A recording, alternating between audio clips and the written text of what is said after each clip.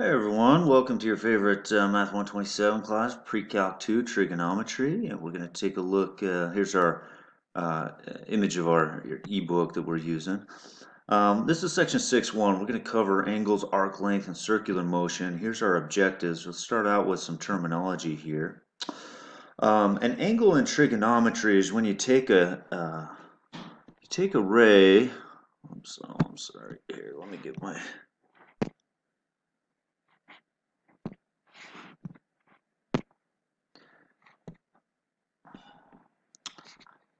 And this is called the initial side, where you start, and then you rotate that. Okay, and however much you rotate is the angle that you create. Here is your then terminal side, and as shown here, that right there is your vertex. Okay, and it's rotating, if you notice, counterclockwise for a positive rotation. You know, like maybe this is, I don't know, 50 degrees or something. So counterclockwise for a positive angle, whereas if I start it here, the initial side, and if I rotate clockwise, let's say I go 90 degrees, this would be negative 90 degrees as I go in the clockwise direction. So clockwise is a negative angle, counterclockwise is a positive angle.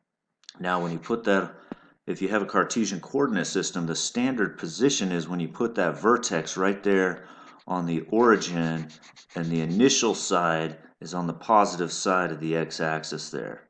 So I'm in standard position, and then I can go either way that I want. Let's say I rotate down here, I don't know, 210 degrees or something.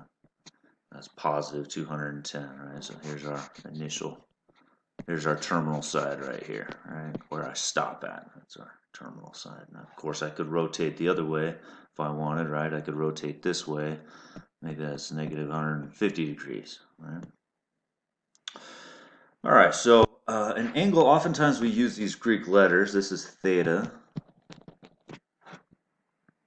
Um, when the terminal side lies in a quadrant, we could say it's in whatever quadrant it's in. If it's between, you know, if I rotate, so here's quadrant 1, quadrant 2, quadrant 3, quadrant 4. So if I rotate, let's say I start here in standard position, and I rotate, let's go 210 degrees. So here's 90, oops, 90, 180, 30 more than that, it's 210. So I'm right here in, so 210 degrees puts me into quadrant 3, right? If I rotate just, I don't know, let's say 100 degrees. So here's 90 right there, right angle. There's 100 degrees. Now I'm in quadrant 2, so on. Let's say I rotate negative 30 instead. So from here, I only rotate negative 30 degrees. Now I'm in quadrant 4. Okay? So you can be in whatever, wherever that terminal side is the quadrant that you lie in. Now, quadrant angle, if I rotate just 90 degrees, this is called a quadrant angle. You know, I start here, I end here, because this is 90 degrees, right? Positive 90 degrees. So it's a quadrant angle. It's referred to as a quadrant angle if I stop on an axis, right? So if I go 180 degrees, right, to here, right? I start here, I end here. Again, another quadrant angle, 180 degrees. I could go negative 90 degrees. That's a quadrant angle. Again, I'm on, I stop on an axis. Stop on an axis. All right, so what is a degree? Well, a degree is simply 1/360th of a revolution, you know, because if you rotate all the way around, that's 360 degrees, as you might know. So if I only rotate a little bit, 1 degree, right, that's only 1/360th of the way. So a fourth of a revolution, 360 divided by 4, is just 90 degrees, right? So you can see a fourth of a revolution was just 90 degrees, right? Half a revolution would then be 180 degrees, half of 360, and so on. So let's see if we can draw each angle here in standard position, 135 degrees. So what I like to think about is I say, well, first of all, it's positive, so I got to go in the counterclockwise direction. I'm starting right here. I'm going to rotate, and I'm going, how much more than 90 am I going? What's 135 minus 90? Well, that's 45 more, so that's halfway past 90. So to here, right there. So I'm in quadrant 2. There's 135 degrees. Negative 180. Negative 90, 90 more, negative 180. We know that's half a revolution, but we got to make sure we're going in the clockwise direction because we're negative 90 degrees. Here's a quadrant angle, right? 90 degrees. So we're starting here, ending right there. 90 degrees. 495 degrees. Well, that's more than one revolution, right? How much more than, excuse me, how much more than one revolution is that? Well, I know one revolution is 360 degrees. So I'm going to go around once plus 135 degrees more. So let's do that. So I'm starting here in standard position. I go around once. There's 360. Now I got to go plus 135. So there's plus 90 plus 45 more. There's plus the 135 total. I still end up in that quadrant 2 for 495. This is representing 495 degrees. So that looks exactly, it looks exactly like 135 where it ends up, right? But we're going around once and then to that position. All right, so minutes and seconds. 1 degree, that's a degree sign, is equal to 60 right there. That denotes minutes. Okay, so for example, let's say I zoomed in really close on 1 degree, right?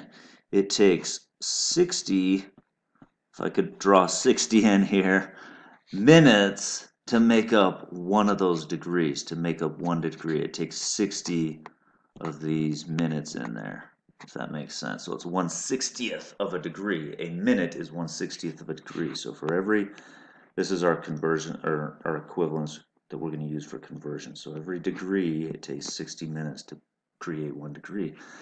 Now, for every minute, there's 60 seconds. If I could blow up even smaller into there, each, like one of those little, one of those minutes has 60 seconds in it, it's referred to. Now, again, this is not time. This is how much of a rotation, okay?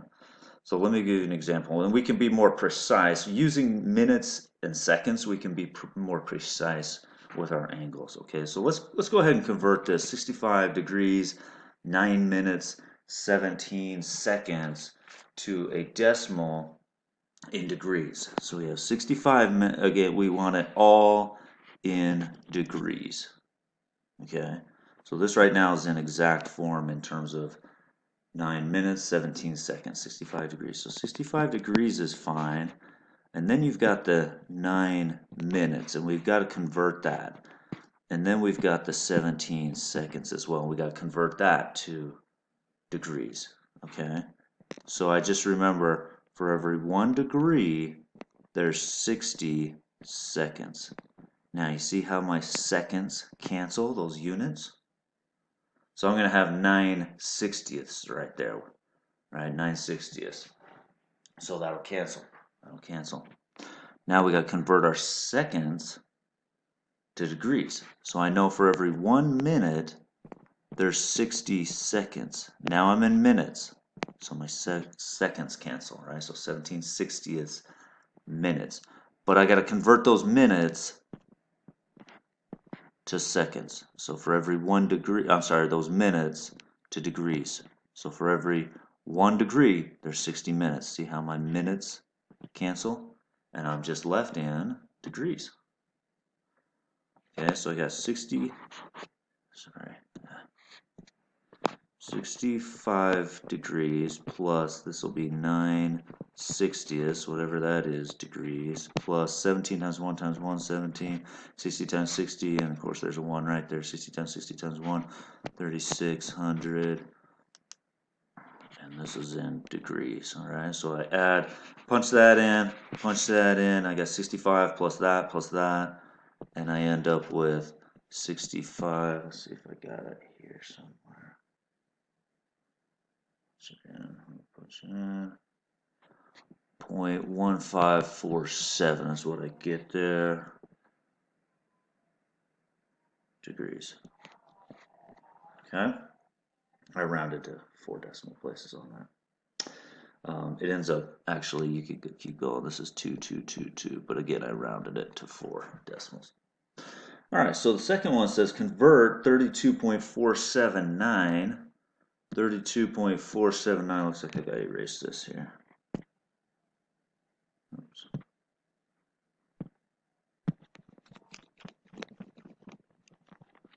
Erase this. Okay. All right, let's convert this to degree, minute, second notation. Okay, the 32 degree part is fine.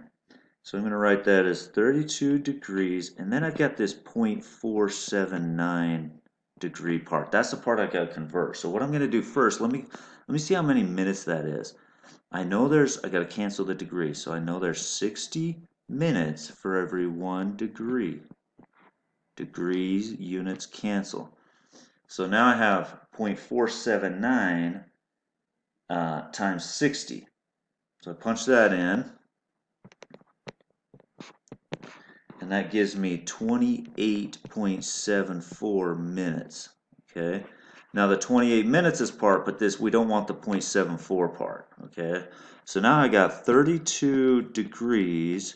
I got 28 minutes, but this point and plus 0.74 minutes, that I got to convert the 0.74 part, right?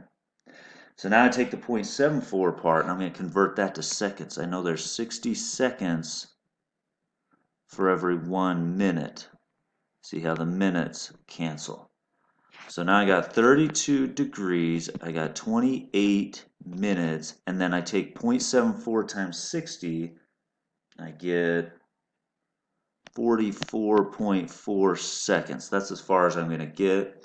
And we're going to round it to the nearest second, so I can round this. I don't care about the 0.4, I just round it up or down based on that decimal. So since it's 0.4, I'm going to leave it at 44 minutes. So it's 44 seconds, I'm sorry. 32 degrees, 28 minutes, 44 seconds.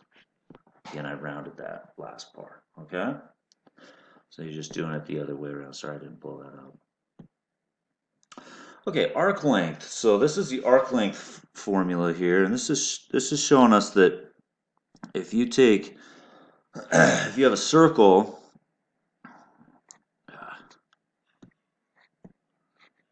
and you've got this angle that you've rotated, this is called a central angle theta. Okay, this is our central angle. We've got a radius r, and so let's say it rotates there, right, and it subtends this much of the circumference. We call that right here our arc length, S. So that's our arc length. Obviously, r is our radius. This is our central angle theta. Central angle. Now note, this central angle must be in radians for this to work. You cannot be in degrees. It's got to be in radians. Okay? So, for example, let's do this right here. Find the length of the arc of a circle of radius 4 meters. So you've got a 4 meters, and it rotates. We don't know how much it rotates. Oh, we do. It's 0.75 radians, so it rotates 0.75 amount. So there's our theta. Now the question is the central angle in radians? Yes, it's in radians. So we can just go ahead. We don't have to do any conversion. We'll talk about conversions in a minute. We can just plug and chug. So our arc length, so this length, how much it S is the radius, 4 meters, times theta, 0.75. And this is radians, by the way, which is unitless. So we got 3 meters. That's how long this part is, right? That arc length there. All right, so You know what is one revolution? We know that's 360 degrees in degrees, right?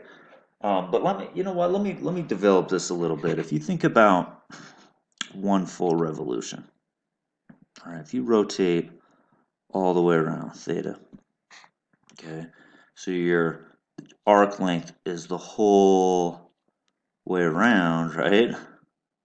The whole way around. Well, what do we call that? That's a circumference. That's the entire circumference. And we know so S equals R times theta. So if we go all the way around, again, one full revolution, theta, this is one revolution all the way around, we know the circumference is our arc length, 2 pi r. So if I solve for theta, what is this in radians? You know, like r is in feet. Like maybe the r is like 3 feet, 3 feet. So if you divide out the feet, the r's, right, you're gone. You have no units. So theta is 2 pi. You're just left with this number. And we call this is in radians. Again, radians is actually unitless. It's not like degrees, that's a unit. So it's 2 pi. Theta is 2 pi. That's one revolution. So one revolution in radians, right? I know you guys know all the way around is 360 degrees. That's a unit angle, right? It has units, it has degrees. This is 2 pi. Now I want to think in radians. So one revolution all the way around is 2 pi. So half of a revolution, if I just go halfway, no, I don't like that.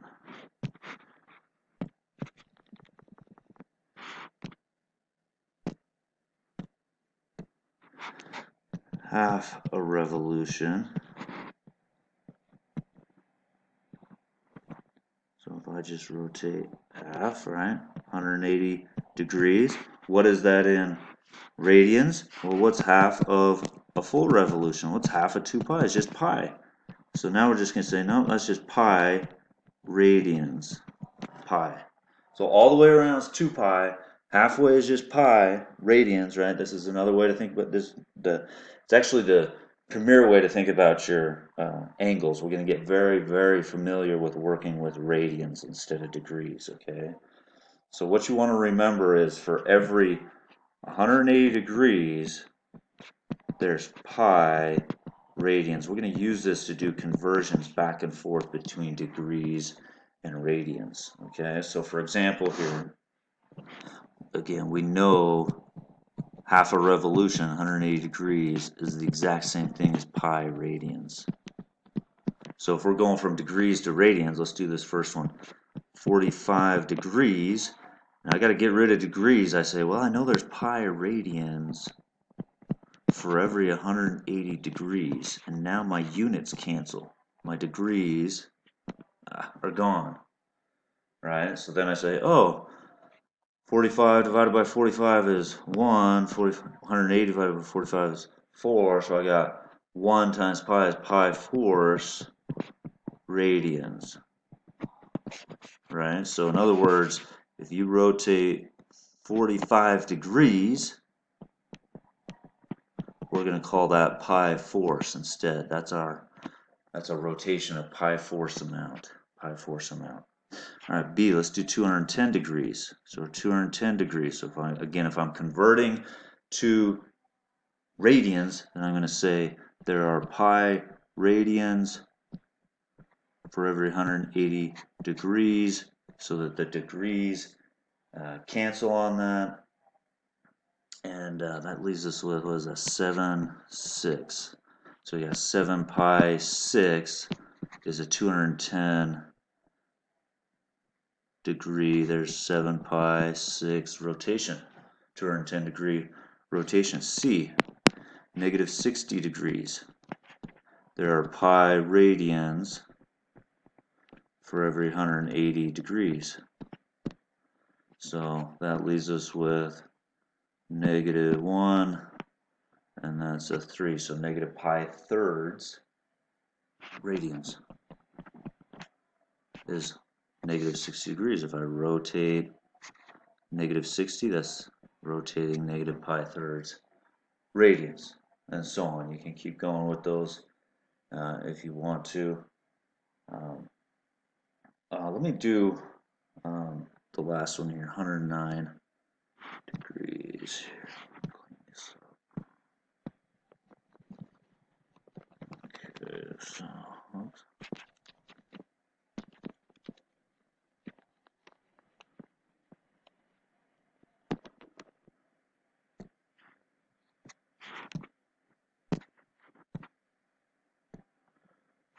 I'll do the 100 degrees too. Let's convert that pi radians for every 180 degrees. Reduce the 100 over 180. That gives you, what does that give you? 5 ninths. 5 ninths. So 5 pi ninths radians is a rotation of 180 degrees. All right. E. What if it doesn't go real cleanly? Right. We got 109 degrees, and then you're going pi radians for every 180 degrees, right? And this doesn't break down nicely into a nice fraction. So you could just punch this in, 109 times pi, and then divide that whole thing by, because this is over 1 time, over 180, and you'll get 1.902 radians if you want to put that in as a decimal, right? If you want to do that as a decimal. All right, how about let's go the other way around then? What if you got pi force radians? So pi force radians, again, this is in radians, but we're going to convert it. We're like, man, I don't know what pi force is. What is that in degrees? Well, multiply by 1. There's 180 degrees for every pi radians. Again, I just put on the radians. It's unitless, so you don't really need to write the radians in. It's different than degrees. It's unitless, right? It's just a number. Radians are just a number. But I write them in just for these conversions early on so that you can kind of see that. But anyways, 180 divided by 4 here, we've got 45 degrees. And then notice our pi's cancel. Okay. 7 pi 6, well, we already, 7 pi 6, we're in radians, so we're trying to go to degrees. Notice the pi's cancel, 180 divided by 6, we got 30 degrees. 30 times that 7, 210 degrees, right? Negative pi thirds, again, if we're in radians, 180 degrees for every pi radians. Notice the pi's cancel, 180 divided by 360. Negative 1 times 60, negative 60 degrees. And so on. Do that with the 5 pi halves. I'm going to jump to the 2.5. Again, this is in radians. Notice there's no degrees there. So I go 180 degrees for every pi. Now this time I'm going to go 180 times 2.5. And I'm going to divide that by pi, and I'm going to get 143.24 degrees. Okay? All right, let's do an example here, an application, and then I'm going to cut this video off and do a second part here. It's just going too long here. For small angles, the length of the arc subtended by a central angle is approximately equal to the length of the chord that is subtended. I have a picture of this here. Use this fact to approximate the field width of a 400 millimeter camera lens at a distance of 725 feet if the viewing angle of the lens is 6 degrees 9 minutes. So here's an example of that. So you've got this camera, and it's saying this field width, right, like this, which is the how much you can the width of the scenery that this lens can image. Okay, the field width. If it's a really small angle theta, it's pretty close to the same as the arc length. So we're going to approximate it using the arc length, since we have this arc length formula, S equals R times theta. And then this is going to be this radius here. They said approximate this field width, so approximate that chord, straight chord, the field width, with the arc length at a distance of 725 feet. So our radius is going to be 725 feet. Okay, so we're going to use S equals R theta, but remember that theta has got to be in radians. It's got to be in radians. So the first thing you want to do is you want to take this angle, right? We got 6 degrees. We got to convert it to radians. We got 6 degrees 9 minutes. And remember, for every degree, there's 60 minutes. Right? So we have 6 degrees plus 9/60 degrees. All right, notice our minutes cancel here. So we got 6.15 degrees. And now we got to convert that 6.15 degrees. We can't have it in degrees. There's pi radians for every 180 degrees. So now we multiply by pi, divide that whole thing by 180, and I get about, as it shows right there, 0.107. And actually, this is 107.33. Let's see. 9. Okay, there's our theta. So now, number 3, we just say, oh, well, this S is approximately the field width, this arc length, is R times theta, so we got 725 feet times this 0.107337749, and you get 77.81986,802 feet.